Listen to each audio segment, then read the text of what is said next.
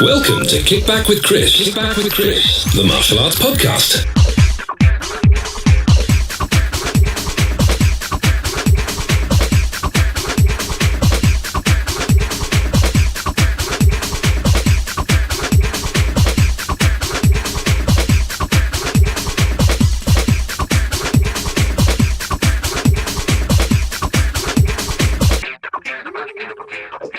Hi guys, and welcome to another episode. So today I'm going to be chatting with a long-time friend, and I say long-time friend. We actually talk about this in the interview. Goes back as far as high school days. Good friend, long-time colleague in the industry, Mr. Andy Crittenden. I went over to his facilities in Doncaster a couple of days ago, and we sat down for a chat. Now it was actually scheduled to be sort of like a half-hour chat, but as is always the case, we got chatting, reminiscing, talking about back in the school days, and before we knew it, this half an hour chat had turned into the best part of an hour. So what I decided to do was to leave the interview complete, because this is actually one of the first. It's the first in-person interview that I've done with a multiple mic setup via my laptop. That being said, it's nothing major, but there is a slight audio issue in that I did actually have one of the mics wired in wrong. But you can still hear everything that's going on, and it is perfectly enjoyable. Now, with the interview being quite a bit longer than usual, what we're going to do this week is we're not going to have our weekly Matt chat. Sorry to the Matt Chapman fans out there, but don't worry, he is going to be back with us next week for the next episode. So we'll perhaps spend a little bit more time chatting with Matt next time around, just to make up for the lack of Mr. Chapman in this episode. So what we're going to do now, we're going to go through I'm actually going to do it live. Now, again, as last time, actually, I'm actually recording this at home again. I'm actually taking over my wife's office to do this while she's out, so hopefully she's not listening. I'll have to put it back exactly as I found it when I leave. But the podcast event promotion group has been super, super busy. It's been absolutely buzzing. So what I'm going to do is I'm actually going to go through these in the order of they were posted, just to keep it fair. We may not go through all of them today, but I'll make a point of including them in the recording that I'm going to be doing in the coming week as well. Apologies if you hear my laptop pinging off in the background at any point, because I'm actually on it now doing the recording and going through Facebook at the same time. So I'm going to start off. Mr. Robert Taylor posted information about the KMA Welsh Open 2019 at the EBBW Vale Sports Centre. I'm just going to get the details here. So February the 24th at 9:30 a.m. There is a Facebook group for it. If you run a search for the KMA Welsh Open 2019, all the details come up. As I say, February 24th, 2019, 9:30 till 5:30. I'm just going to look see if there's any more other details in there. Yeah, there's all the usual category details, just quick overview. So points continuous, Mat K1, Mat Sport Boxing, tag teams, juniors 12 and under, teens 13 to 15, seniors 16 plus. And there's a breakdown of how the various there's a big breakdown of how all the various sections work. For more information, you can get hold of Rob on 07799 333 821. As I say, they do have a Facebook group, so you can go check that one out. So look for the KMA Welsh Open. Actually, before I go any further, one thing I will also say is if you hear my Facebook page pinging off a ridiculous amount, it's actually my birthday today. So the standard thing with Facebook, obviously lots of people are wishing me happy birthday, which is really, really nice. But it does mean that my phone keeps buzzing and my Facebook page keeps pinging. So that's why if you hear it. It's not me trying to plug for any extra birthday cards or presents. I'll just make a point of saying that now. Although if you do choose to send something, then I wouldn't object, obviously. Right, just check with me first before you send it. The next post is actually Rob Taylor saying thanks for adding me. We've already covered that, so move on. The next post is from Emma Smith, and she's popped on to pop a promotion on there for a free. There you go. You don't get that very often. A free introduction to Defendo. Now I've actually trained in Defendo a little bit with Steve and Emma at their school in Catterick. It's the Bill Underwood system of self-defense. It's very painful, very effective. It's a seminar that's open to all abilities and styles, age 16 plus. on the 27th of January to 12:30 until 3:30. Progressive martial arts in Catterick. So if you speak to Steve or Emma on their Facebook groups, or if you look up progressive martial arts, you should find their group. There's also information on defendo.co.uk, so you can check that one out there. Del Sampson's been on to put a quick post up about. Let me have a look at this one. So WKUEngland.net, the Germany Tour 2019. Loads of details on there. I think it's one of those. Yeah, if you go over to the website, so WKUEngland.net, you can have a look for that one. Brad Hennessy has been on to post about the ICO British Open Championships, the World Championships, Sunday the 7th of April 2019. They said 9 then, because I was looking at 9 a.m. when I was reading it. North Solihull Sports Centre in Solihull. And I've been invited as well, which is pretty cool. The qualifying event for it is in Glasgow, I believe. I'm just looking now. Oh no, there is also a qualifying event for the ICO World Cup in 2019, Glasgow, Scotland. So yes, you can believe they've got a Facebook group. Yep, they have. So if you look up ICO British Open 2019, that's the details there. Claire King has been back on again. Now, I mentioned this one last time around. The Southwest Martial Arts and Wellbeing Show 2019. They've got a poster now. They've got a poster. Adults are £20, children 15. A family ticket is 60, which is 2 adults and 2 children. June the 22nd. 2019. Doors open at 9:30. The UWE Exhibition and Conference Centre, the north entrance of that. Filton Road, Stoke, Guildford, Bristol, BS 34 8QZ.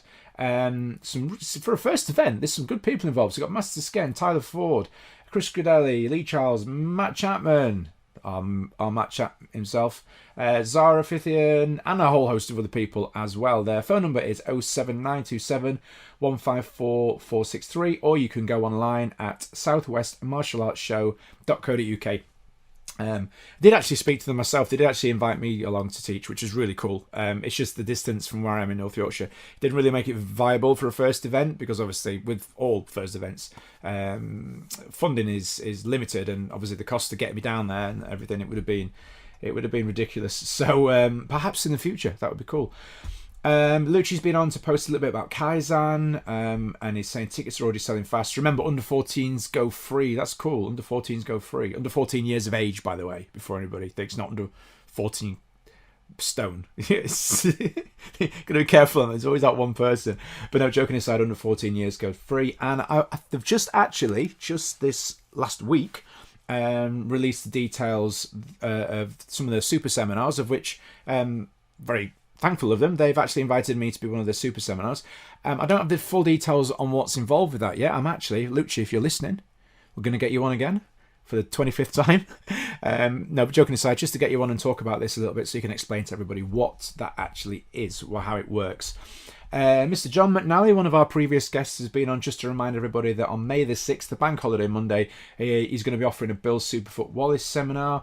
So if you get in touch with John, he will help you out with that one. Oh, there goes my phone, sorry. And John was also on to let everybody know about a Key Safe Coubertin training session that is going to be running in North Halifax. So if you get on to John about that one, they actually do have it's on February the 16th, 12 p.m. So if you're interested in learning how to use that cool little piece of equipment, you can go along to that Facebook group and check that out. And that, I'll tell you what I'm going to do. I'm going to bring it to a close there, because there are others, but I don't want to try and squeeze them all in one episode. I'm actually going to be recording again in the coming weeks, so we can include all of those ones on the next episode. So what I'm going to do now is cross over now to the interview that I did yesterday with Mr. Andy Crittenden at his school in Doncaster.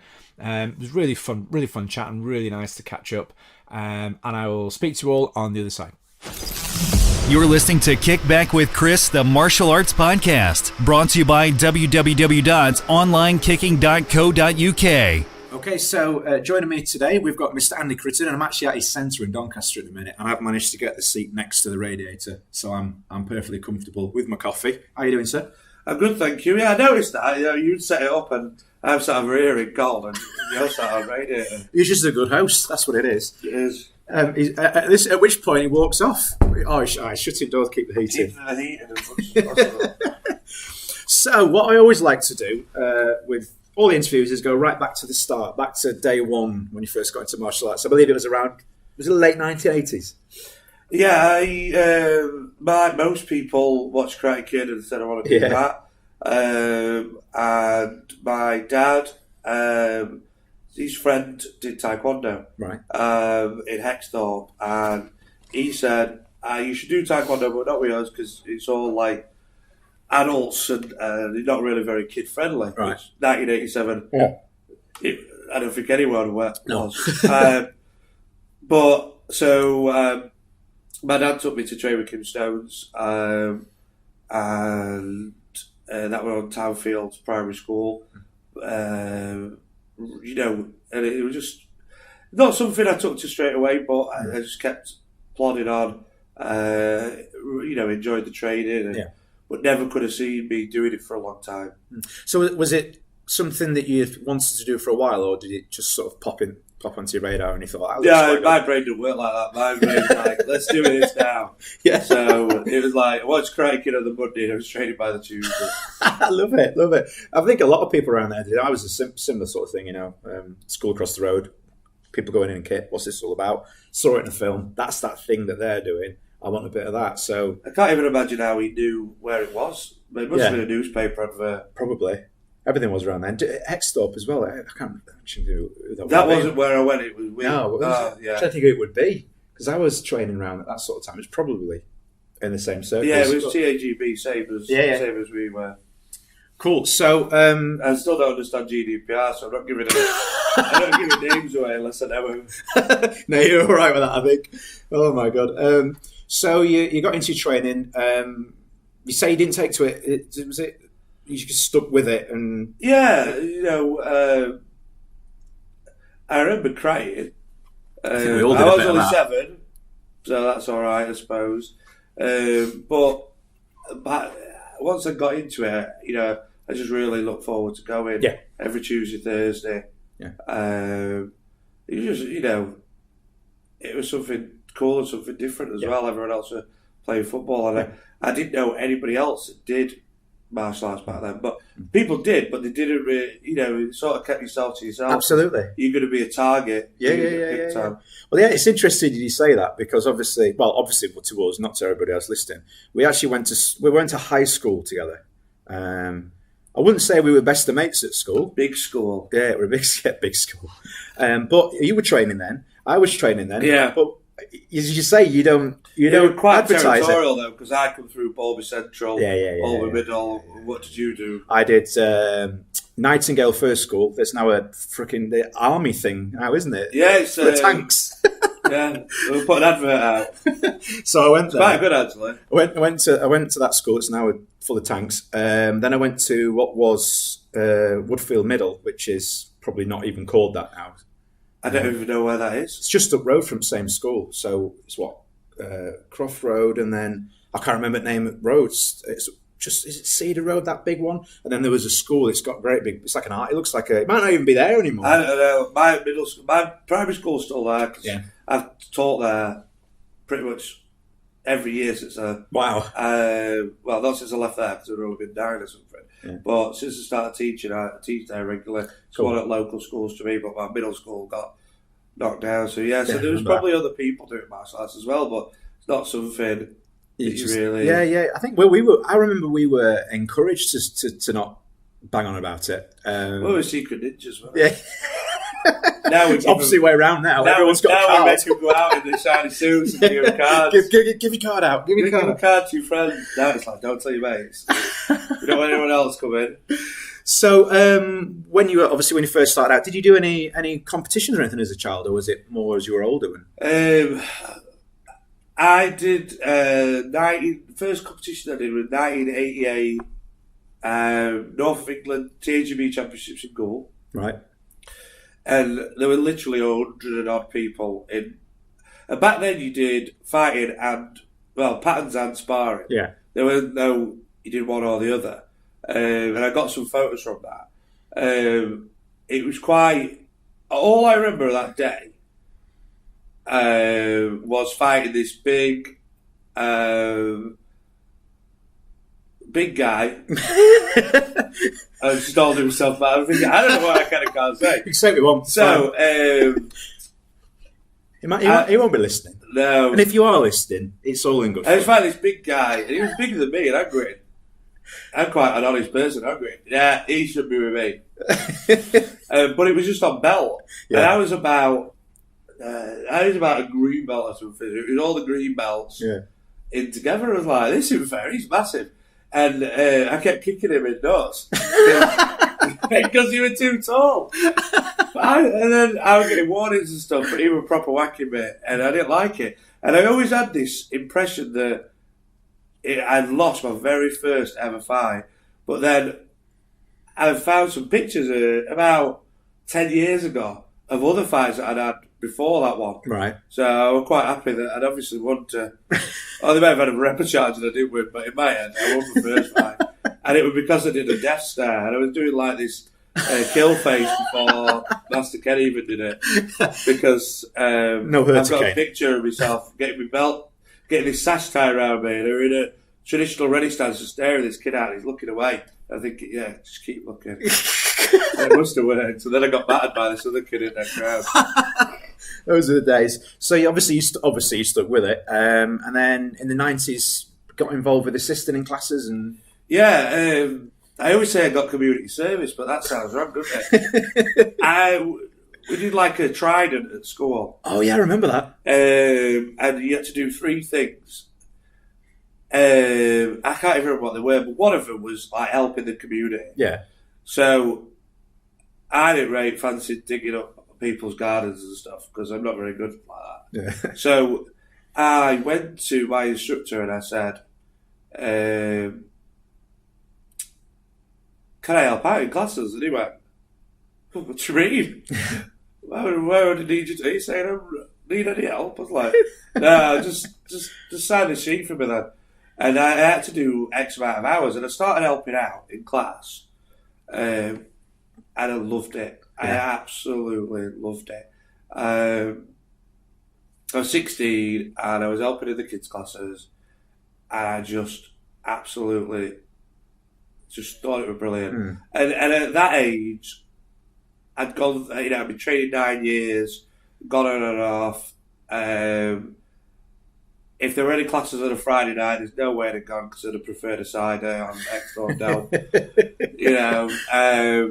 But it was Tuesday, Thursday, so I'd stuck with it and I enjoyed it. And when I found teaching, I loved it. Yeah. I can't describe, and I still love it today. I still love teaching. And I just, that was it. I was hooked and started helping out. When the thing finished, I just carried on doing it, and more it sort of caught on more people, and then we started training. I was very lucky that I came in at the right time because around this time was when the professional boom happened. Yeah. I really got in on the sharp end in the sort of mid-90s. Yeah. Obviously, Master Stones was one of the pioneers of that in the UK, if not the leading, the person at the front at that time. So at what point was it that was it sort of, I think would it be about 97 you turned full-time with it? Yeah, started teaching full-time in that. I taught for a year, pretty much for free. And I was just dossing at school in sixth form playing cards. I remember that, and I worked with to any lessons. But my mum told me that I needed to either get a job or stay at school. Yeah. And I'd asked him for a job and he'd said no. And I continued to train for free. And then the year came up and I got this, I don't know if you did it as well, like business diploma. Which was like... I can't remember what I did last week. I didn't do A-levels. I did this business diploma. I started off with A-levels. Yeah. But business diploma were really easy. So what you used to do is just used to go in and hack each other's computers and find out what computer's signing on and do a little bit of work. And that were it. And it was great. And then when I started... Because all I wanted to do was teach. I was like... I started off with like A-level maths, history and English or something. I was like... I don't want to do this. Yeah, why am I doing? And I couldn't motivate myself to do the work. Yeah. So at the end of the school year, I like left and I was like, right, I'm going to have to get a job. And I went and I got a job working for a company called Spinks, which was plumbing supplies, which, given the week that I've had, The irony I of should that. have actually stayed there. I might have been able to Got pull some contacts. I'd never actually started that job because I went in to see Mr. Stones and I said, can't help out anymore because I've got a job. Right. And he was like, you've got a job here. I was like, okay. And that was it. 35 quid a week for 5 years. I hope you're not listening. I'm only kidding. It was 35 quid for 5 years. It's more than I got. Yeah. On a YTS where I didn't have to do any work. It was just like some dosh and away you go. You could have paid me 35p. Yeah. It were great. 80 hours a week as well. I don't know if he listens. 80 hours a week, 35 quid.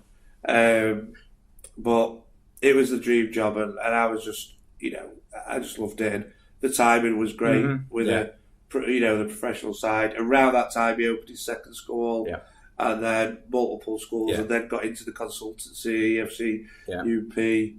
I'd say that. Yeah. And that's about it. Yeah, you're right. Like everything that's, if it's happened, if it's factual, you can talk about it. It's only if you say something that's untrue that you can get in trouble for it. So if it's factual, it's fine. It's not a problem. So actually, the interesting thing is around about it was, I don't know if you remember this, but it was when it was in sixth form, because you'd gone and put posters up on all the windows in the school. Yeah, I was going to say that. That's when I started. That's how you started back training. Yeah. You'd already trained. I was training with another school. It was actually with Dean Colborne in Balby. Yeah. Who I'm still in contact with today. And he closed, and I'd flitted around. I remember, I think he was called Wayne something, and I can't remember his name. Is he what? If you trained with him, he trained here. He was, yeah, that's right. It was underneath. God, yeah. I forgot about that. Yeah, it was. Yeah. It was when it was the gym. Jeez, yeah. My parents came here, and that's right. That's right. Might actually be coming to my next tournament. Ah, cool. Well, yeah, I am. So I was training. I do tournaments. They're really good. We'll come on to those in a bit. But no, I was training with Wayne for a little bit, and I remember I actually did a run of leafleting for him up and down the whole length. I lived on Croft Road, which weren't a small road, hundreds of houses, and I leafleted all the way up and down to try and keep his school going for it. And then, it was just the time. A lot of schools open and close constantly. And so you come to us because I would do it leaflet. Yeah, well, I would. You didn't have to do it. So I saw that, and I thought, that's that. Yeah, I'll go and have a look. And it was one of those promotions over the summer holidays where you could go and train free over the summer. Yeah, that's how I got started. Yeah, it was, wasn't it? Yeah. And I remember I used to turn up, eager beaver, first one there every time. I actually was at the school and I'm teaching. I was at the school in July, left. And I was teaching classes in the hall in the September, 2 months later, and they said to me, "Why are you in uniform?" I was like, "I work here." They're like, "What?" I was like, "I'm a teacher." They were like, "No, you're not. You're like 17. I was like, "Yeah, I know. But I teach martial arts." And I'm teaching martial arts class here. "Well, why are you walking up and down school?" "Because I can." Yeah. Brilliant stuff. So I trained with yourself, under yourself, at that school for 97, 98, 99. So I did my black belt in 99 there. And good times as well, good times. I remember that was school. A good group. It was. Not fully, but... No, but I do remember those times fondly. And, I remember I did my black belt. And I've told this story before, but I sort of fell into that sort of the working environment there, not in the same way, in a very different way, but under sort of similar circumstances. It was awesome. I went from you got into teaching? I went from being a student in class to teaching instantly. That class? I think everybody. You're the instructor. You have to teach the class. I know. I think everybody knows the story. I'll not go into it again today. But I accidentally broke my instructor quite well, and went from being the student to being. I remember Master Stones. I remember him saying it as well. He didn't mean it. He said, "Oh, something like, I'll see you in the morning then." And I was like, okay. Yeah, and that was the A&E, because you said to me, is he serious? I went, oh, yeah. Yeah. And I turned, me being the naive 19-year-old I was, and I turned up and I worked for free for a week. Scott Hines has got a beautiful nose now. He's doing well. He's doing well with his acting career. It's added character to him as well. Yeah. He's got a lovely nose now. He's not as out of shape as it was. But I was doing everything. I remember because I couldn't really teach, obviously, so I was doing everything: cleaning mirrors, marking cards, doing warm-ups. And then do you remember when you put Shake of That down for that convention at Overbrook? No, it was when Bill Wallace was coming. No, it was UT United Professionals convention. Yeah, and everyone got on my back about it, and it's not my fault. That Hoover had been knackered for ages, and I kept telling him it was broken. Put the Shake and Back down, and then obviously the Hoover broke. He used to love the Shake and Back. Yeah, that's right. So I started teaching 99. It was same year, 99, over at Armthorpe, which you mentioned. Yeah, and then I think it was about 2001. We ended up working together for a short period of time, which was good. Again, good times. Yeah, because you went to Armthorpe, and then came back. Yeah, I got offered the job at Armthorpe on the night of the extravaganza. The poacher. Yeah. Well, you see, I didn't know the difference. I didn't really know anything because obviously I'd been doing sort of like instructor training at was it Wood Street? Was it? No, it was Trafford Way. Trafford Way. That's it. Trafford Way up until September 2000. Knocked down. Yeah, saw it looking like a Wendy house. Went past it. Front house, front bit had been knocked down. And it were. Yeah, good times. They were good times. But so, obviously, coming back to yourself, as that's the point of the interview. So, it was around about 2000. Is that when you started on the SDF side of things? Yeah, I obviously at the time we was taekwondo, and then kickboxing. Yeah, kickboxing was becoming a big thing, and we got into that side of things, and I was enjoying it, but not as much as I felt I needed something else. Yeah. It also didn't suit me. Yeah. Kicking isn't my strong point at all, which is why I've got back at hips now. And I just wanted to learn more and better myself, so I ended up making New Year's resolution to learn another martial art. Now it's so easy to just go do that. Because loads of places teach multiple things. Yeah. One of the things that I'd seen, I was into the UFC, and I remember us watching the tapes. So. I was getting tapes and stuff like that. Yeah. But I couldn't really find anywhere that did Brazilian Jiu-Jitsu or MMA. There wasn't MMA. It was all still styled then. So I actually went and had a private lesson with someone who were remained nameless, but was really, really good. But the following week, the instructor wasn't there, and it was another instructor. Right. And we paid, me and Scott Hyde went actually, and it was a bit of a trek. And we went and we trained with this guy's assistant, and he literally sat cross-legged against the wall saying, "What else did you do last week?" Right. "What else did you do last week?" And we paid like something like £25 each for this private lesson. This was $19.99. Right. And I thought, I ain't doing that again. There's no way I'm coming. And then I said, will the instructor be back next week? Not guaranteed. It'll always be one of us. And I thought, there's no way I'm doing that.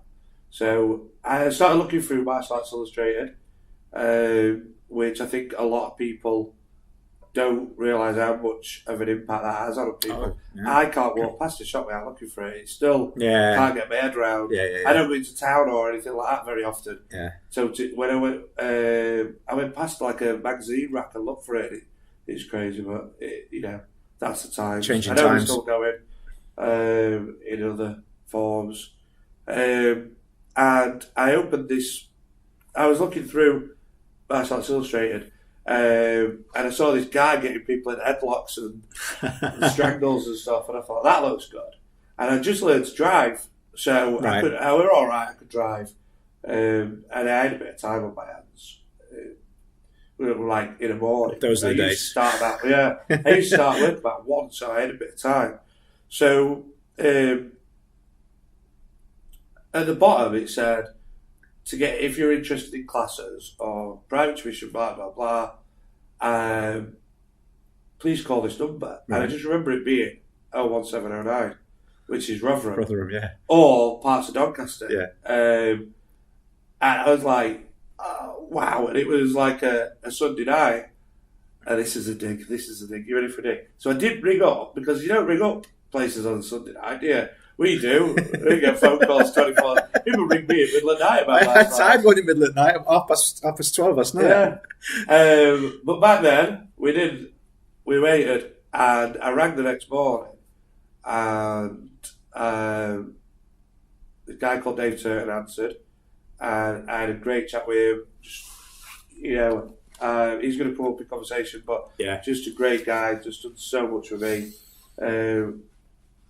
And still training with him in some capacity, still with him to this day. And that was a life changer, because that was the stuff. That's when I obviously starting training was the first thing. Big bookmark in my martial arts. Started teaching was the second one. Talking to Dave Turton was the third, and opening this place was the fourth. I don't know what the fifth will be. Probably having an heart attack on that. 30 years or something, but they're the big bookmarks for me. So Dave, I went down, had a private lesson with Dave. Me and a friend of mine who was training at the time, we went down, and a guy called Carl Blackwell helped Dave with a session and just knocked 7 bells out of me. And I was a 4th dan in Taekwondo at the time. No, I wasn't. I was a 3rd dan in Taekwondo at the time. And Dave had this board up. So that's where the motivation for that came from. Yeah. My black belt board. I'm pointing it like I'm on telly. I've got a board with all my black belts on. And he had a board up on the wall. And this guy got me down and put his knee across my head. And Dave went, nice, Carl. And I just remember trying to turn my head just enough to read. And he said, Carl Blackwell, 4th dan. And I was like, I just wanted to be a 4th dan under Dave at that point, which luckily I ended up being. So that was a big game changer for me. And then going into other arts from there. Most of them that Dave encouraged me to do as well. And now it's a lot more accessible to learn multiple styles. You know, you could do it, but back then, it was hard to find out. Like I said, I don't know how my dad found out. Yeah. It's got to have been a newspaper or word of mouth in 87. Yeah, it was. I mean, he was saying that around sort of like that was on 99, 2000. It was just starting to. The industry was just starting to grow. I remember because this is going from my memory, which is horrific now. But you brought Dave for a seminar at the Town Centre Academy, didn't you? When I was there, yes, and I remember it was a Friday evening, if memory serves, and I remember because it was on 2 floors, and I'd come from upstairs. I could hear this guy shouting, "What is this?" And I came upstairs, and it was like, "Wow, I've never seen anything like that. Never seen anything like it. Brutally realistic." I said it was so far removed from what I was used to, and I remember asking Kim if we could do this seminar, and Dave still is, Dave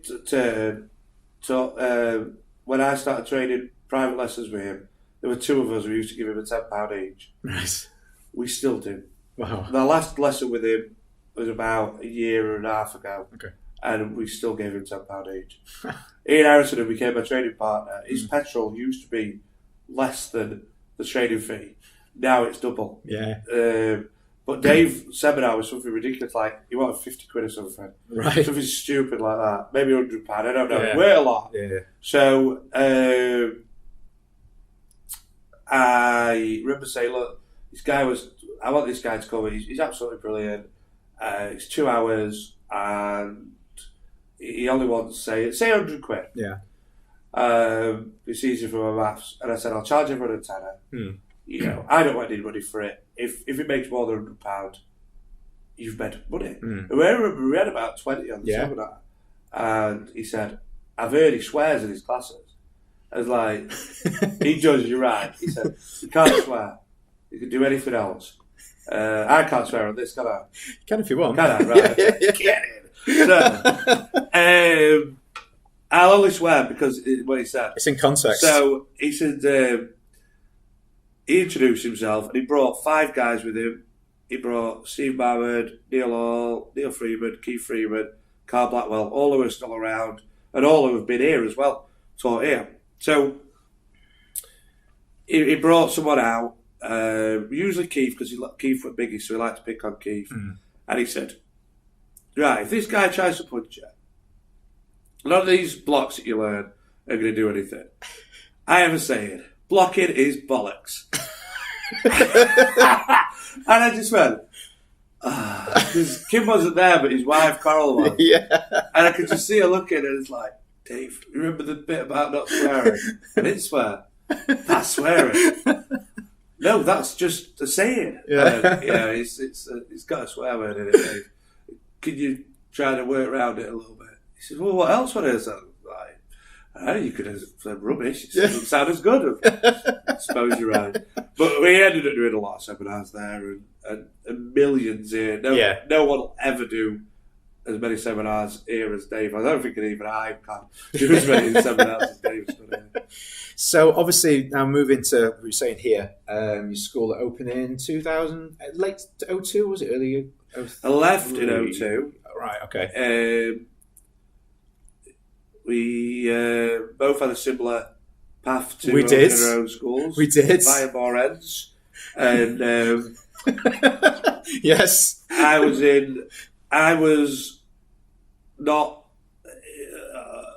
things weren't really working out and I had to leave. Yeah. Jesus Christ. How do we say this bit? So I had to leave. Neither side was very happy with each other due to a few changes in the structure. So I thought, what do I know what to do now? I'm going to open a school.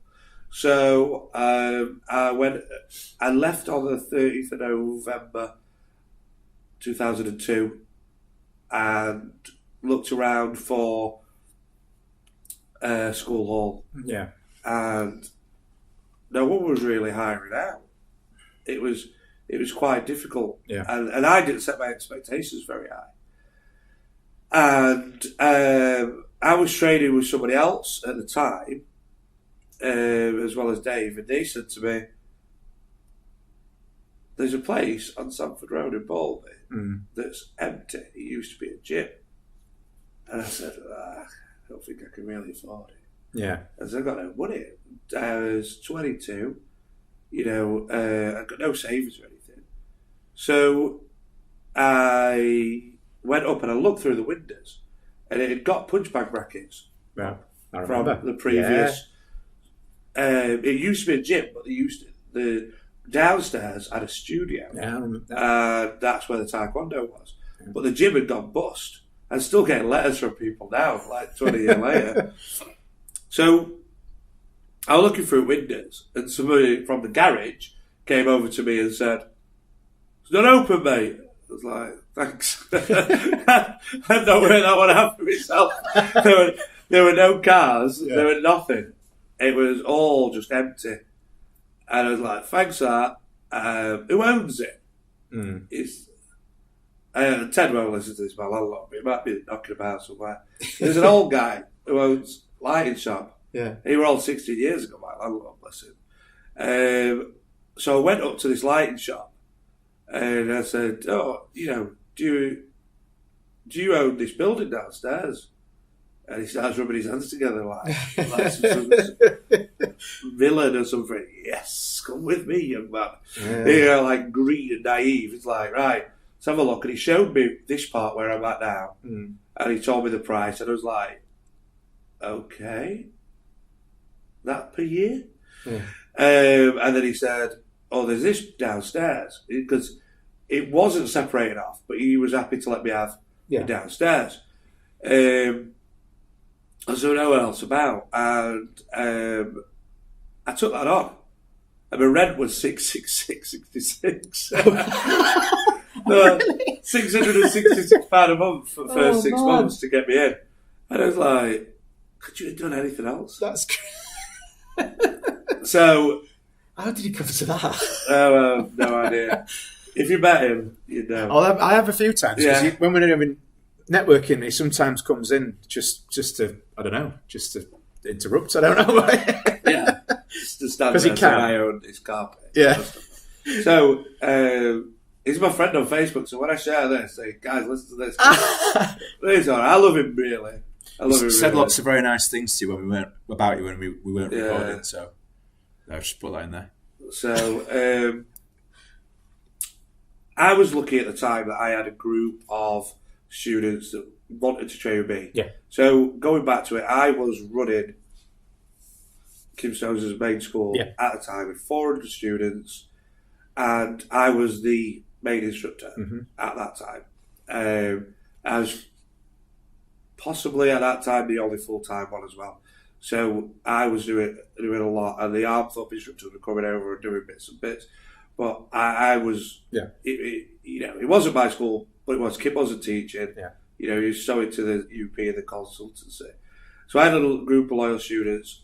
At the time, everybody was locked into contracts. Yeah. So it wasn't like I was looking at getting students, but some broke their contracts. Wow. Some got together, formed a bit of a union, and got out and came and trained me. So on my opening night, I had 44 students trained, which was pretty cool. I had a massive leaflet campaign. I spent all of Christmas doing the place up. Christmas Eve, Christmas Day, putting signs up, putting the leaflets out. And I had this open day, and it was packed, but it was only people that had already trained, not one single member of public. And then my first ever class, no one came to. Right. Because they were a beginner class, no one came to it. But then I had 25 in advanced class, which was straight afterwards, and then the adults. I had loyal instructors, loyal black belts, loyal students, many of whom are still with me today. Just celebrating our 16th anniversary. We had a big black belt class, 61 black belts on the mat. And a lot of them were there on that first day. Particular likes Audrey Parker, Craig Oxley, Kev Miller, they were straight in teaching with me. People like my nephew Jordan Rose, still teaching here. He was young at the time, but he'd come in and he was like the first Storm team member, reading all the pads and stuff. Guys like Craig Ford, Dean Mitchell are still around. Still training together as well. All three of them training in a class together on Monday. Wow. Now, which was cool. So I was, and others that aren't with us anymore. I'm not going. I don't mean that. Just not training. Yeah. So I'm really grateful for the support. A guy called Keith Whitten, he was really beneficial in the setting up of. Getting people to join here, and he's still training now. He said to me last night, I should have retired by now. And I said, yeah, but you haven't, have you? He's 70-odd, bless him. So we opened, we had no mats, no nothing. I used to buy every month, with whatever were left over, I'd spend it on mats. Brilliant. My mum and dad were the unsung heroes of this place, true founders of this school were my mum and dad, because they backed me 100%. They'd buy stuff, but in the right way. They weren't going to go in and buy me 100 bats, because I had to earn those. Yeah. But, if I'd not met that rent that first month, they'd have covered it. Yeah. If I needed something set up, and I was living at home, I was, not paying anything. And more than financially, they knew that I could do this. And it was a big thing, Now schools pop up, everywhere, and somebody you've never heard of all of a sudden has got 5 schools within 3 years or something. But it was a massive, massive risk. By the 6 months, which I'd done a 6-month lease, I did a 3-year lease with a 6-month option, and I know why you put that in. it was for him, not for me, to break it. After the 6 months, I got 100 students. Wow. And he brought me upstairs and he said, "This is so much better. Why don't you take me upstairs? We'll cancel the lease and we'll sign you up here." And I said, "It needs some this, that, and bits Bob's doing." I'm very lucky that I've got this huge reception area. Yes. I don't need it. Yeah. It's great, but it's not necessary. And I felt like I was paying for stuff, big changing room, sauna, huge reception area that wasn't real. Like my downstairs didn't have anything like that. No. We had a toilet and a desk. Yeah. And he told me the price, which was, around double what I was paying for the Devil's Room downstairs. And it got 2 rooms, it got all this. And I was like, you know what, I can do this. Yeah. Let's do this. Because it was a bit of waste of space downstairs anyway, because it was two rooms, and there was only been teaching. Whereas here it's a big room and a smaller back room. Yeah. Which we didn't use at the time. We had a boxing ring. We put a boxing ring in there and use it. I can't imagine that now because the back room's full all the time. And then he said to me, "Okay, just need you to sign up for 9 years." And I went, 9 years? But you're 22. Yeah, it does. It seems a long time. And I was like, I really was put off. But he wasn't budging on the 9 years. So, in the end, I signed it, and I thought, well, what else am I going to do? So then we moved upstairs, and that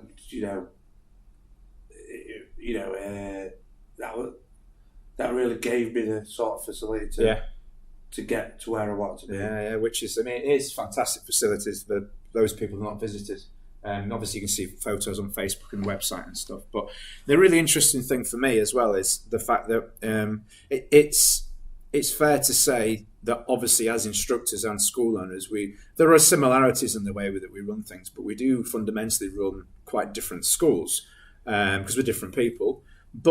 And again, we both came from the same school, and sort of although we finished our time there, it was there was similarities in the circumstances, but obviously different background details.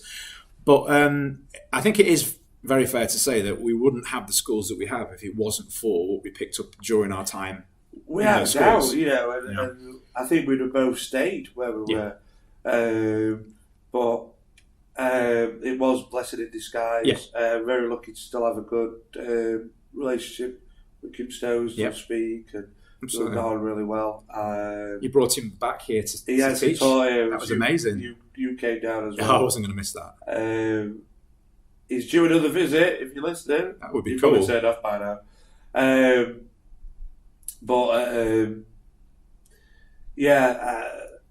We were lucky to have been in at the right time. We learned a lot of the stuff.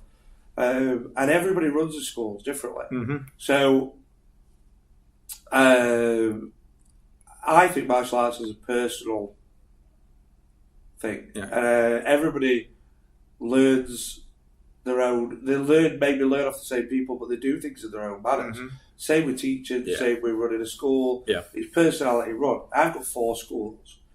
They're not a franchise. It's nothing against that. It's that person's school under our banner. Yeah. That person is a different person to me. Yeah. That's that. They've got our systems. Yeah. They've got our, our syllabus. They've got our name, our logo, our branding, our ways. But it's their way as well. Yeah. And that's the same way. Like the way you've gone with your training. Yeah.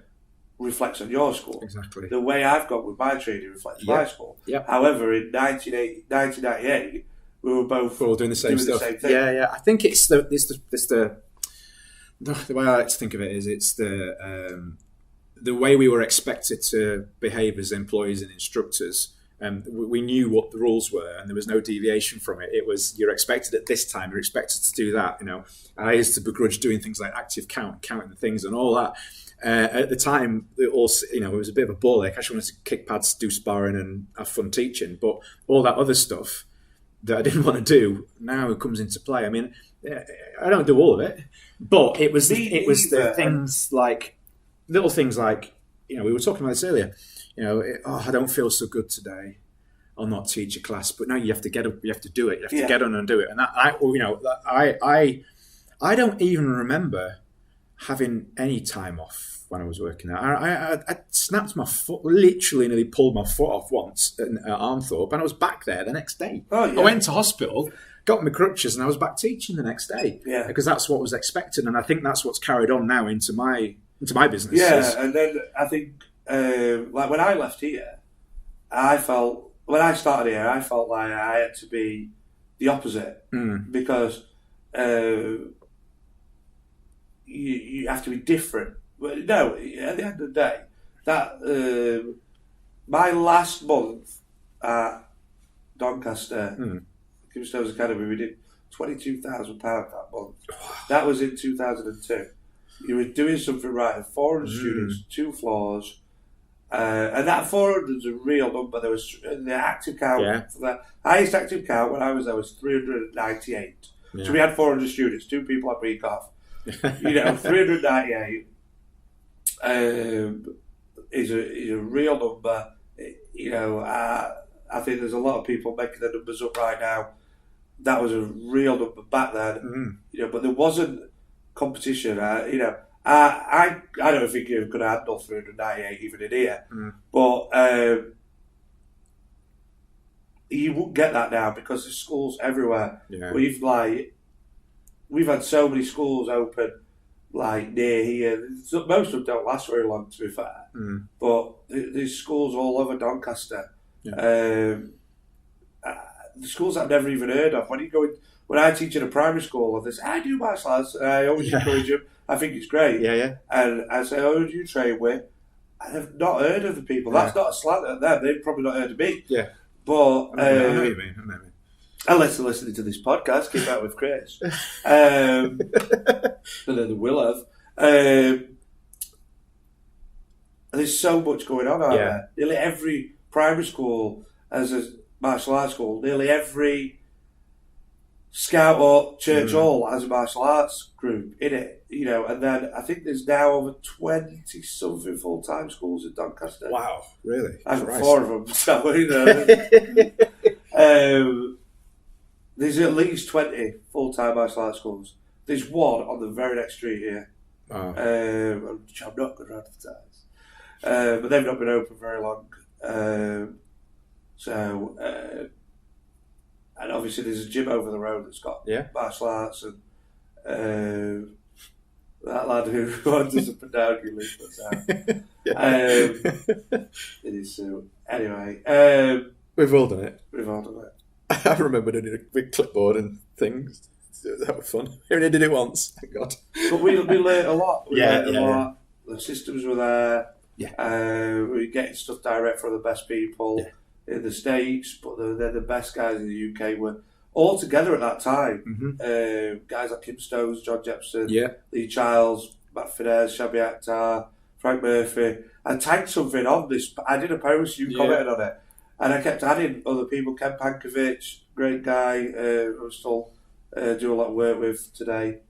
They all were together, and then everyone went off and did their own groups, and the industry got a bit fragmented from there. But at the time, it was a really good time to be around and learn from these people. I went to the States twice, doing courses and stuff like with Dave Kovar, Greg Silver, Jesse Elder. Yeah, good names there. So, just touched on your competition tournaments about 20 minutes ago, and remember when they first started out? The first was it here, wasn't it? Was it here, or was the first technically? I did one a year, and it had like 20 entries. Right. That was in 2004. Right. Yep. Okay. I went to a tournament, and I just thought, nobody likes each other at these tournaments. Nobody gets on. Nobody speaks. I want to build a tournament where people like each other and get on. And I was going to tournaments with people and getting to the end of the day and say, excuse me, so-and-so hasn't fought yet. Oh, yeah, there's your refund. You didn't have anyone to fight. And like, are you kidding me? You can't be doing wasted all day. So I decided that I was going to get people to pay up front. And everybody told me, don't be stupid. Nobody does that. I went, I'm going to try it. Yeah. And people had said, are you sure you don't take entries on day? I never took a single entry on the day. Even from back then, it was all enter in advance. And people used to send me checks in the post with paper on it and stuff like that, which you'll remember. Yeah. So the first one was here. And then I went to a jiu-jitsu tournament in Sheffield. It was at the English Institute of Sport. It was amazing. Yeah. So we had a tournament there, and it was like £250 to hire the room for the day or something. And it was all battered. It was like a judo centre within the English Institute of Sport. You got like Jessica Ennis jumping about in athletics bit. You know, it was a really good place. And I hired this room, and it was great. And that was the reason I called it Revolution. The two reasons was the pre-registration, because no one was doing it, and trying to work on the friendly side of it. I knew I was on a tangent there. So, 2005, I did this tournament in Sheffield English Institute of Sport, and then I thought, I'll book it again, and then they changed the judo to ping pong. They used to have 4. It's a bit of a difference. Yeah, they used to have 4 judo mats, and now they've only got 2 and some ping pong tables. So I had to look for another venue. So I went to Bobby Carr. Okay. End of 2005, we did Bobby Carr. 2006 to about 2013 when we grew out the place. We had one place here. If there were a fireman, we had 680 entries in a small school, in a school hall, and it was crazy. It was pre-reg the week before, and I knew the entries, and I didn't sleep for a week, thinking how the hell are we going to get these in? But I didn't have, in a week, you haven't got time to find another venue. Yeah. So it was a great atmosphere. It was a great atmosphere. Just couldn't move. Yeah. Once you got into if you were watching forms, you were watching forms. You weren't getting. You know, the amount of people got kicked in the crowd because they were all around the mat. It was just crazy. So we ended up moving to Worksop, and that time we'd expanded as well. Yeah. We were in Newcastle. We'd done one in Basingstoke, a couple down in Wales, and stuff like that. So from Chapel, that first one here with 20 people to now. It's all over, isn't it? We reined it back in last year because we were getting busy with it. And, we reined it back in because there was too many, and it was like people going, can't make this one, we'll come to the next one. Right. So we cut the numbers down last year and had an awesome year. Yeah. Numbers wise, every tournament were busy. Whereas the year before, a couple of busy ones and some not so busy ones. Yeah. So we just did 5 last year, 2 in Worksop, 1 in Scarborough, 1 in Chapel on Frith, and 1 in Newcastle. And they were all really busy, which was good. Yeah, it's really nice as well. Is that, as you say, it's a good atmosphere when you're there, and a variety of schools and backgrounds and people from all over, really. Because it's not affiliated. Yeah, you end up with people fighting each other that wouldn't normally fight each other because they all go to these nationals or this world. Yeah. We're involved with WKKC England, and I run the national championships there in Bradford, which is one of the biggest tournaments in the country, and Ippon Challenge as well, which is another big tournament. So I get like best of both worlds, where Ippon and WKKC are sort of mass pushed out there at really busy events. Not saying ours isn't, but it's more of the Revolution's more of a network of schools together. But we are getting more and more from the WKKC as well, but we do get other associations, which is great. Good. And so you say you've reined it back in. Are you planning to keep it like that, or you just see how things go? And maybe for me, we've got those 5 tournaments. Right. I think we have done stuff in the south. We have done stuff in Wales. That might happen again. Okay. Worked with Matt Braybrook in the south, Aaron Bannister, and then we worked with Matt State in Wales. Okay. You never know with anything down there, but for up here we're pretty sorted out. Like I say, I got involved with part of WTK England for a few years, and then chance meeting again, which was another big bookmark for me. Was that a lot of my guys were saying, "Can we have our own suit?" I was like, for competitions. Yeah. And I was like, right, okay, who do I go to for a suit? Everybody told me Bartek. Yeah. So I thought, right, what I'll do is get a bit of it, because we had plain black bottoms and a green t-shirt. I remember. So green was the sort of colour. Kev Miller sort of came across that, and he said, no one wears green. Why don't we have green? I was like, okay. So we went for this fight suit, and the fighting and forms could wear, like non-traditional forms, obviously. So I rang Bartek, and I get this, hello! I was like, is that Joe Tierney? Yep. And away we went, that were it. And we ordered a load of suits off Joe, and Joe just turned around to me and said, well, say who's delivering all these suits. I'll come up and do a seminar for you. And I was like, okay.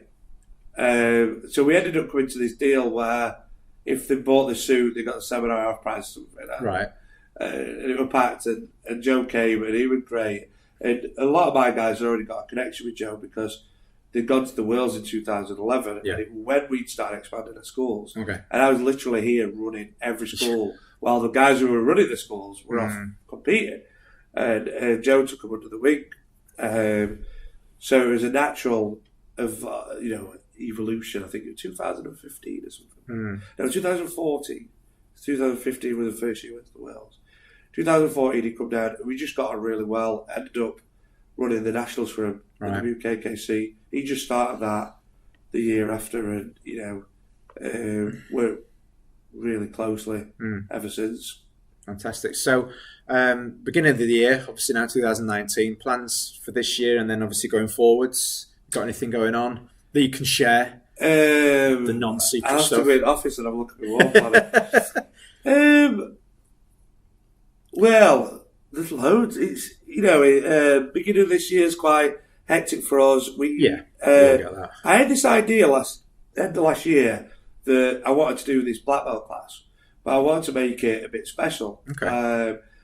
Because we have quite a few people at uni at the minute.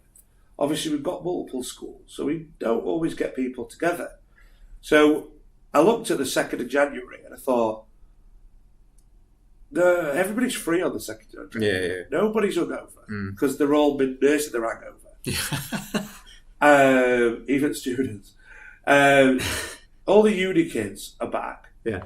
We haven't got any other school open. And I might even get some New Year's resolutions. So I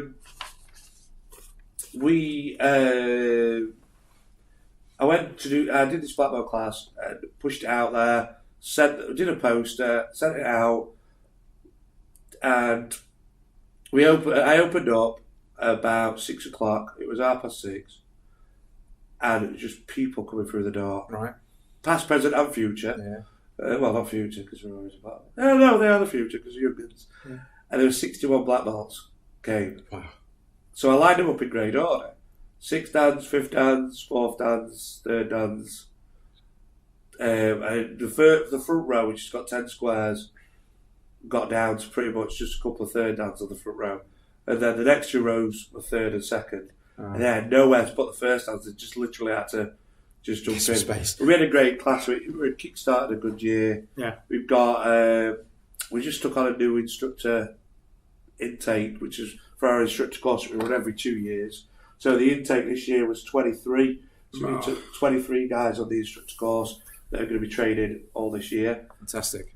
We've got our first in-house tournament, which is just for ACMAC members next Saturday. Cool. And then we've got that's when our sort of tournament season kicks in February. Okay. I'm actually going to Guatemala in February. Wow. My stepdaughter Tiff's fighting over there in the WKC Pan American Championships. Wow. Along with a couple of kids from York as well, from ex-martial arts. So we're going to be representing WKKC England over there, and then my tournament the week after, and then it's a build to the nationals and the usual stuff. Grading. We've got Bill Superfoot Wallace over for a seminar again. We have Bill every year. We've got quite a full calendar this year, but it's when I did the wall planner this year, because I normally do it all on my phone. I was like, it feels like you're giving your life away, but it's just stuff that you love. And it's really cool events, internal events, external. We'll probably be having some, some seminars in there, tournaments, and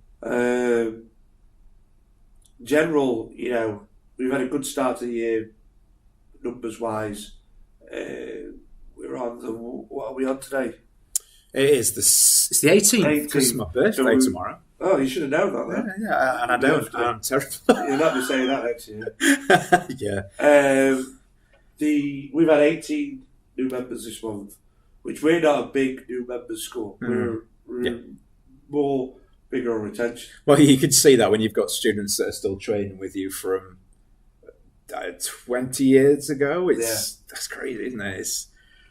It's not. You don't tend to see many schools with retention. I've got a class on a jiu-jitsu class on Monday night, and there was only 5 people in it, but 3 of them have been training together for 20 years. Oh, it's not. It's crazy. It's my this year is my 20th year full time instructor, but just nuts. Yeah, it's just nuts to think 20 years, but wouldn't be doing anything else. No, because I just can't. No, definitely not. I'd be useless. I'd be absolutely useless. I dropped out of college to do this as a job. I hadn't got any other options. So, could probably maybe do a bit of this podcasting stuff, maybe. Who knows one day. Yeah, you never know. Make it a job.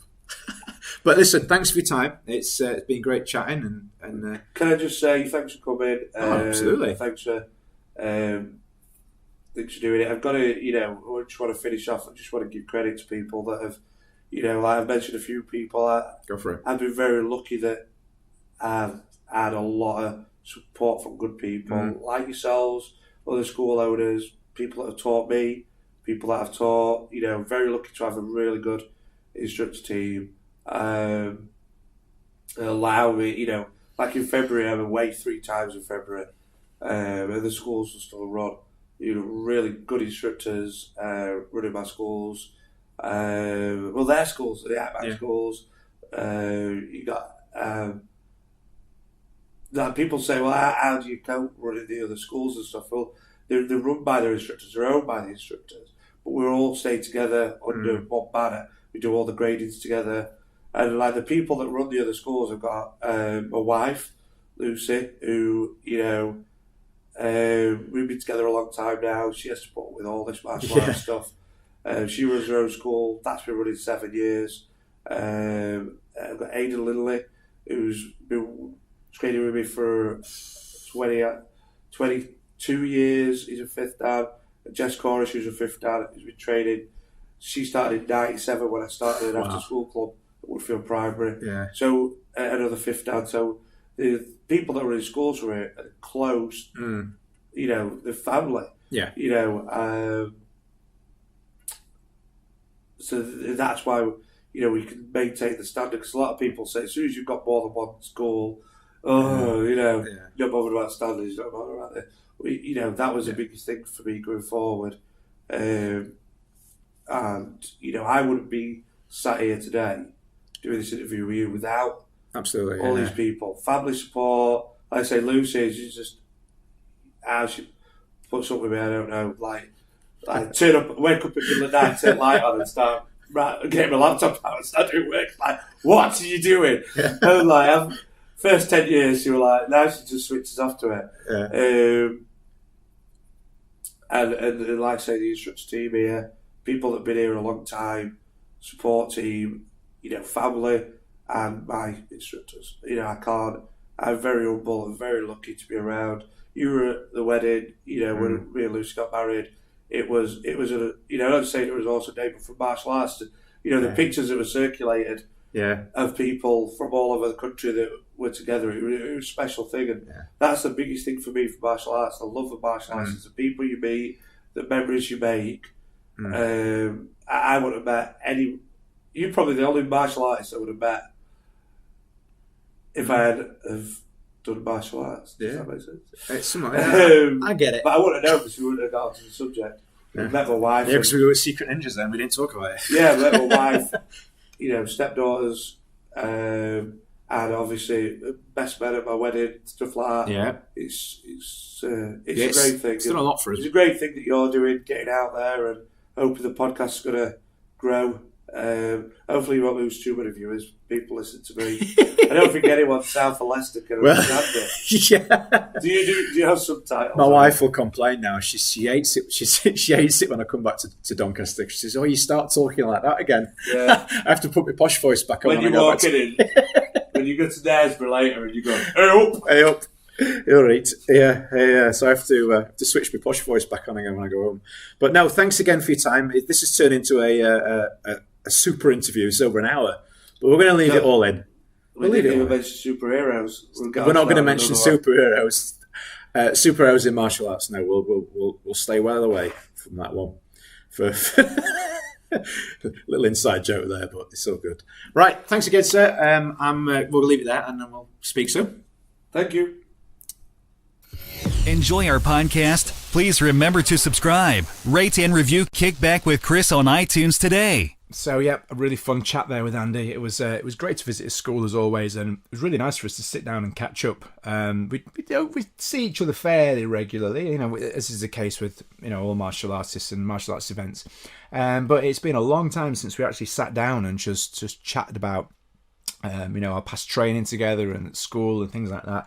And actually, after the interview finished, we spent probably another hour, if not more, just chatting and sort of remembering things that that had happened at the schools that we worked on, some of which obviously weren't suitable for a recording.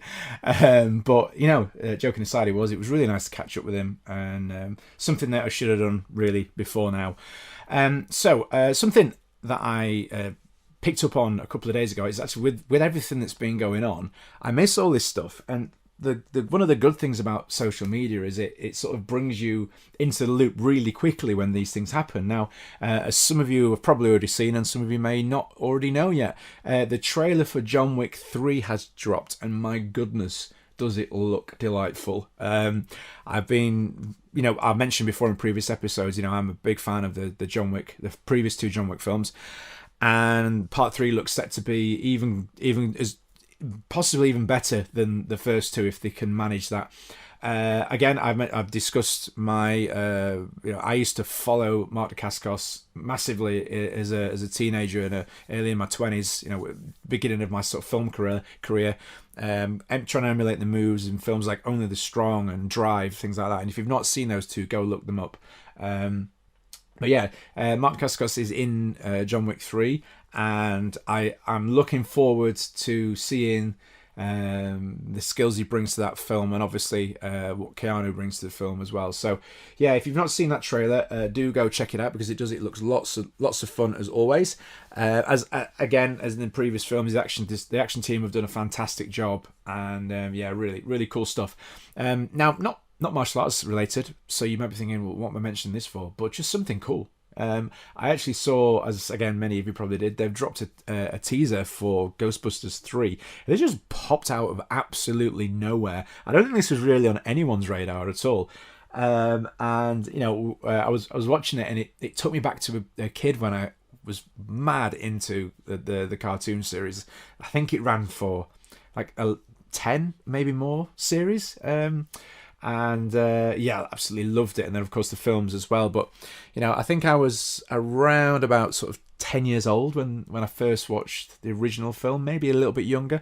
And I'll be 40 when Ghostbusters 3 comes out. I mean, where has that time gone? That's just insane. Anyway, we'll quickly move on. Not really martial arts based, so I won't dwell on it for too long. So in the coming weeks, we've got a number of guests lined up.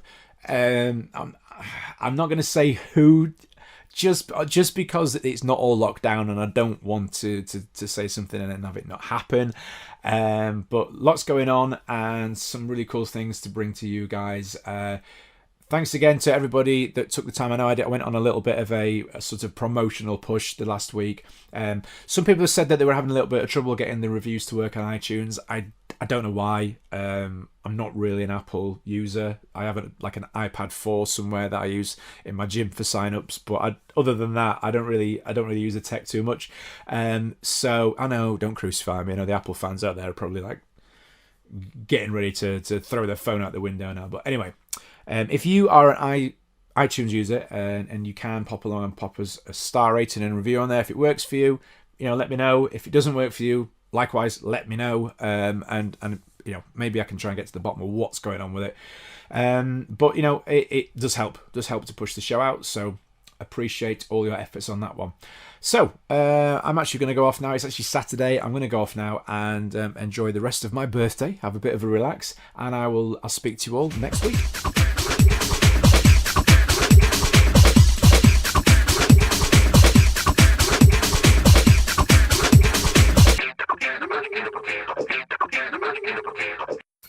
Enjoy our podcast? Please remember to subscribe, rate, and review Kickback with Chris on iTunes today.